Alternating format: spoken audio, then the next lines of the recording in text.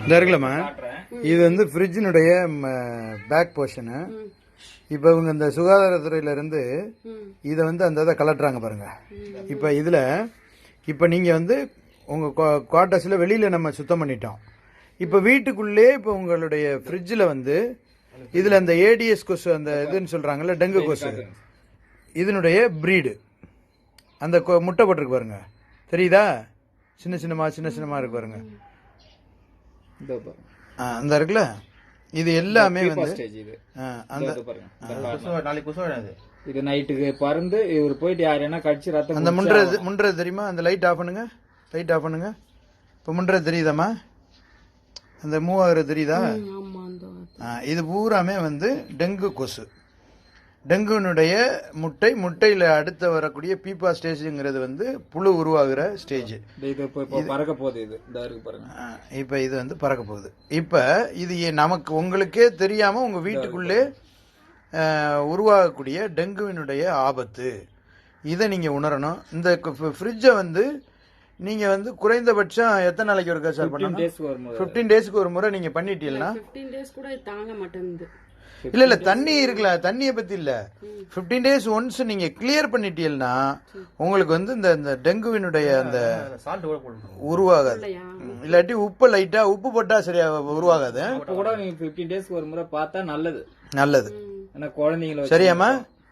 இது வந்து வீட்டுக்குள்ளே உருவாகக்கூடிய ஒரு கொடூர அரக்கன். நம்ம வெளியில பூரா சுத்தம் பண்றோம், இப்ப நம்ம வந்து உள்ளர இந்த மாதிரி பாதிப்புக்கு உள்ளாகிறோம். இது இப்ப இது சம்பந்தமா வந்து நம்மளுடைய சுகாதாரத்துறையினுடைய சொல்லுங்க சார். இதுல வேற என்ன சார் நீங்க சொல்ல விரும்புறீங்க? சொல்லுங்க. இதுதான் ஏடிஎஸ் கொசு. இங்க பார்த்து சொல்லுங்க. மலேரியா வரும். அந்த இங்க இத பாருங்க, இந்த பீப்பர் ஸ்டேஜ் இந்த கார்னர்ல இருக்கு பாருங்க. இது லைட் ஆஃப் பண்ணுங்க, லைட் ஆஃப் பண்ணுங்க. இது பீப்பர் ஸ்டேஜ் இதை கடிச்சுன்னா அடுத்தது 3 டேஸ் 4 டேஸ்ல உங்களுக்கு டெங்கு மலேரியா வரும். மலேரியா வரும். இது ஏடிஎஸ். இது ஏடிஎஸ் வந்து மலேரியா. இந்த டெங்கு அனாபில்ஸ் தான் மலேரியா கொசு. இந்த அனாபில்ஸ் இதோ இருக்கு பாருங்க, அனாபில்ஸ் பீடு இதோ இருக்கு பாருங்க. ரெண்டுமே இருக்கு, ஏடிஎஸ் இருக்கு, அனாபில்ஸ் இருக்கு. ஓ, அப்ப சரியான வீட்டுல தான் நம்ம செக் பண்ணிருக்கோம். Very good. கரெக்டான வீடு தான் சாரும் காமிச்சாரு, இந்த வீட்டுக்கு போலாம் வாங்கன்னு.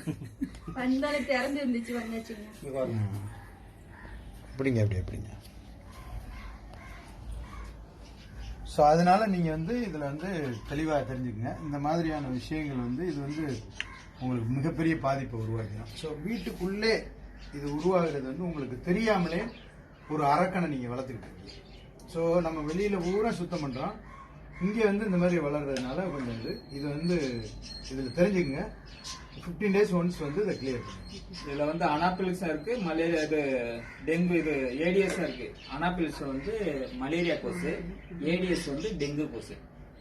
இன்னும் கொஞ்சம் இன்னொரு மலேரியாவும் இருக்கு, உங்களுக்கு டெங்குமே இருக்கு. ஒரு மாசம் விட்டீங்கன்னு வச்சுங்களா, தண்ணி கருப்பாயிட்டு இதுல கியூலஸ் வரும். கியூலஸ் வந்து யானைக்கால் கொசு. கியூலஸ் என்றது யானைக்கால் கொசு, அதுவும் உற்பத்தி ஆகும்.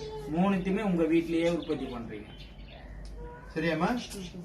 Thank you sir. Okay sir, thank you. உங்களுடைய இதுக்கு ரொம்ப நன்றி. ரைட்.